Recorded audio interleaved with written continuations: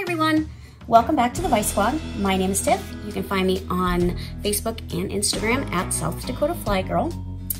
Today on this Vise Squad episode, I'm going to show you all how to tie the fin mint.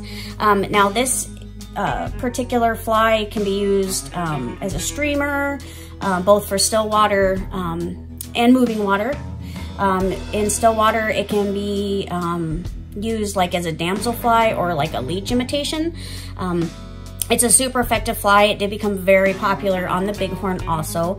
Yeah, for me, I think I use this most to imitate like a leech pattern or like a searching bugger pattern. So we will go ahead and get started.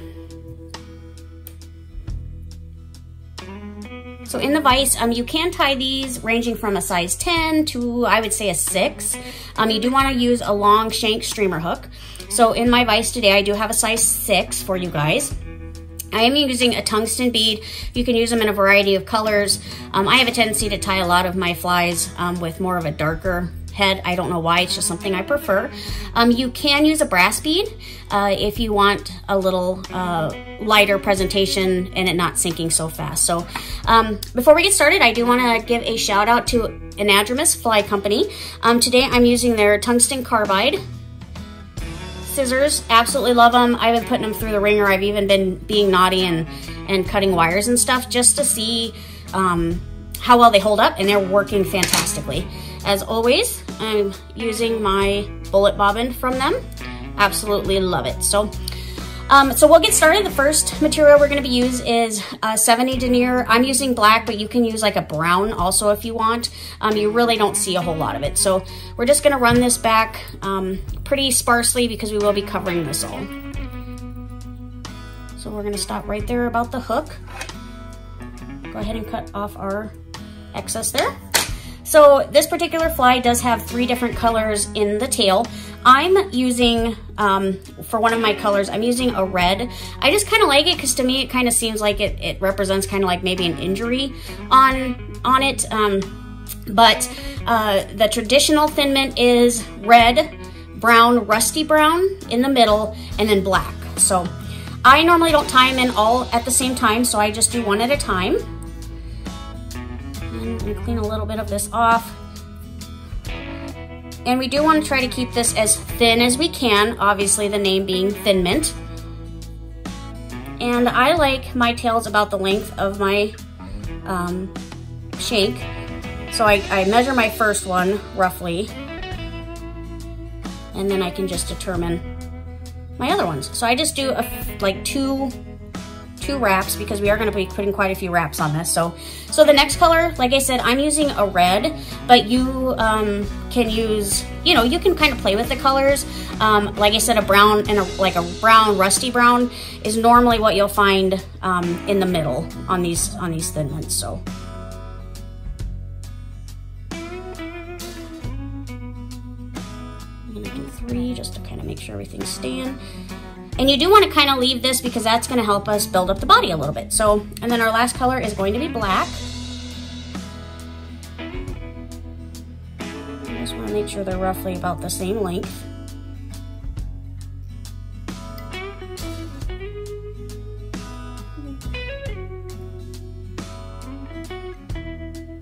There you go.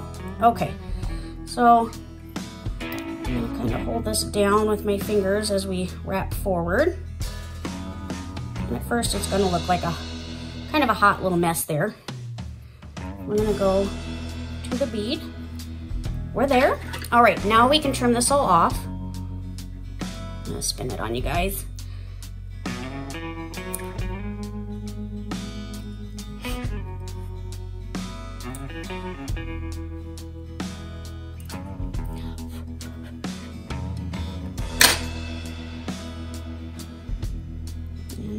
Kind of crank everything down. Again, we have some more layers to go over this, but I do like to kind of get this cleaned up a little bit. And then cut that out real quick.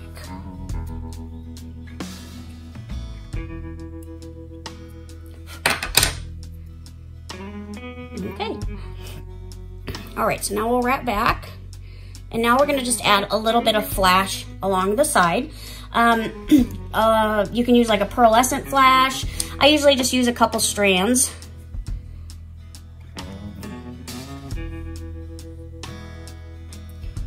And you don't have to worry about it being the exact length because we can just trim it off. So I like it running along the side. So I'll do a couple wraps and then just bring this back over, capture it, make sure you got it running along your side, which we do, and then just a couple more wraps. You can leave this for the end or you can trim it off. I like to trim it off so it's out of my way. All right. Okay, so the next thing we're gonna tie in is what we need for kind of our body. So the first thing I tie in is we're gonna be using a wire and then just some more of this pearlescent flash for like the ribbing. I'm using copper medium ultra wire, but you can use different colors if you'd like. So I'm gonna tie this in just along the back here.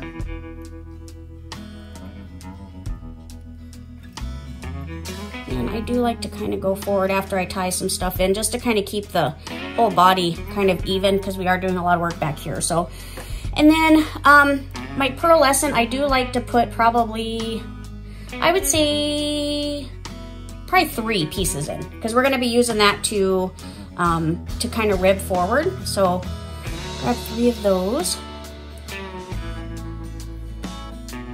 And we're going to tie that in.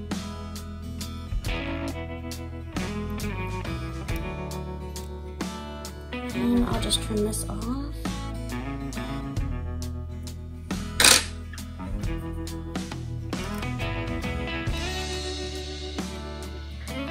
Okay, so then our next material is going to be our peacock curl.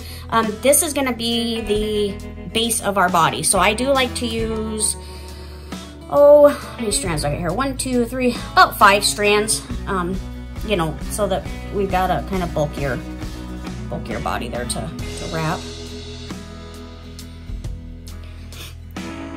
And I like to tie not from the bottom, but from the top. And as you can see, they're kind of not even. So it would be annoying to try to tie those all in. So I just cut them and make it even.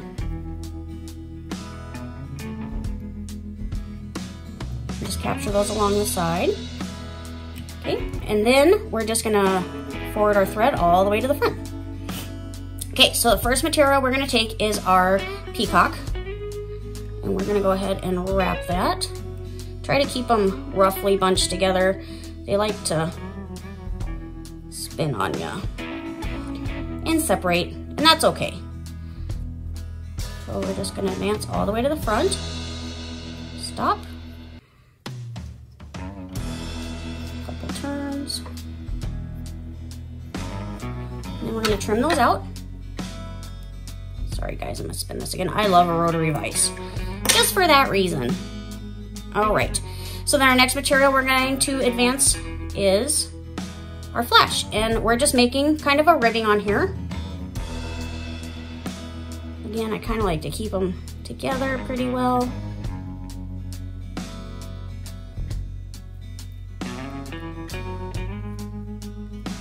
Like that. I'm kind of probably too anal retentive when it comes to flies, so I fix things a lot that probably wouldn't matter to a fishy, but it matters to me.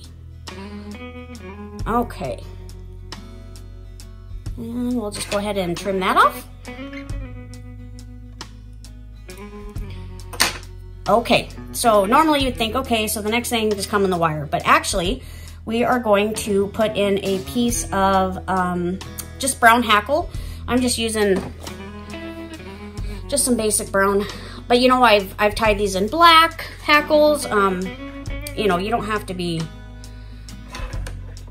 you know, have just the brown. So I trim it off. So let me see if okay, so let me show you guys here. This is how it would come out. And some people would just cut this off and start tying, but these pieces right here are super soft and we don't want that part. So you're gonna wanna trim it up to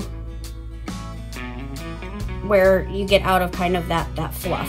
So I'll go go ahead and trim this one. This is a little bit longer, so it's easier to use. If you're kind of using a shorter piece of hackle, make sure you have some like hackle pliers. If not, you can kind of palmer, like using your fingers. So we're gonna go ahead and tie this at the front.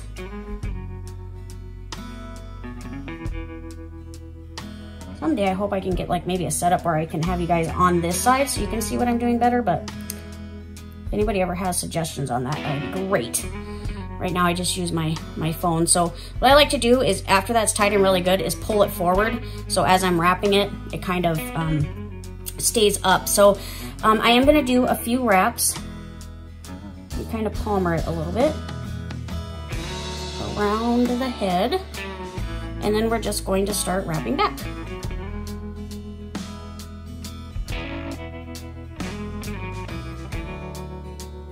And again, say this was too short and you were having problems, use your thumb and literally hold it there. And then use your other finger to kind of bring it around.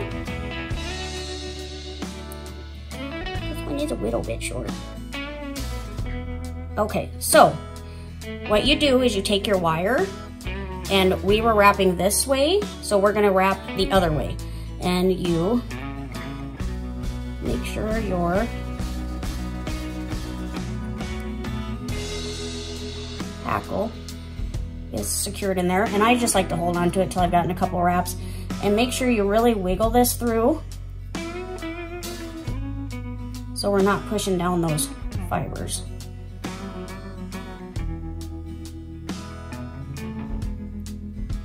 I like to stop right about there. Let me see what you guys are seeing. We'll do one more. I don't like to smash down that head too much. That looks good. Okay, so our wire. We'll catch that. Pull this forward. Do a couple snug turns. And again, as I said, I've been using these to cut wire. Normally you should, you know, a lot of folks can just twist it and get it off. Never works for me. And then you are gonna have this little tag. So we just wanna go ahead and take that off. You kind of pull everything forward. Again, always make sure you're not jabbing yourself with that awesome hook there. It's one of my favorite things to do, I think. And if you've got little fibers, just cut them out there. Looks like I caught a couple. Trim out my wire somewhere. Perfect. All right, guys, so all we gotta do is whip finish. And you can put head cement on it. I normally just don't. Don't really seem to have a problem. Ooh, moving stuff on you guys. Oh, come on. All over the place. Zoop.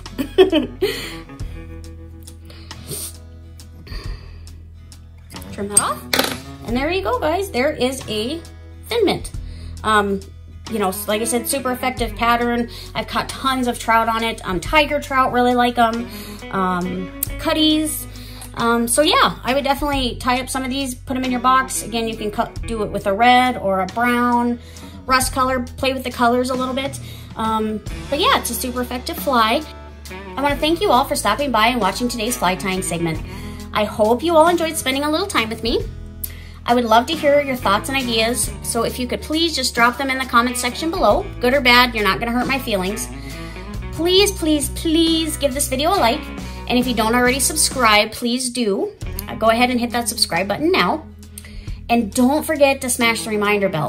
That is going to give you notifications of when new content drops, so you'll be one of the first to know.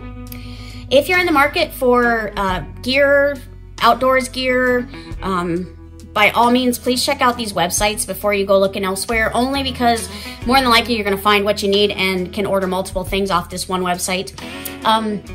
So the website is, for my Canadian friends, it's fishingandoutdoors.ca. And for my US friends, it's fishingandoutdoors.net.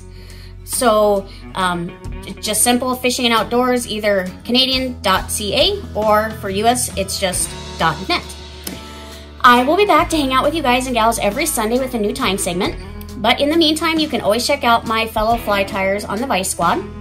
They're always tying up some great, great fly patterns. I want to thank you all again for stopping by and watching. I'll see you all next week. Tight lines, my friends.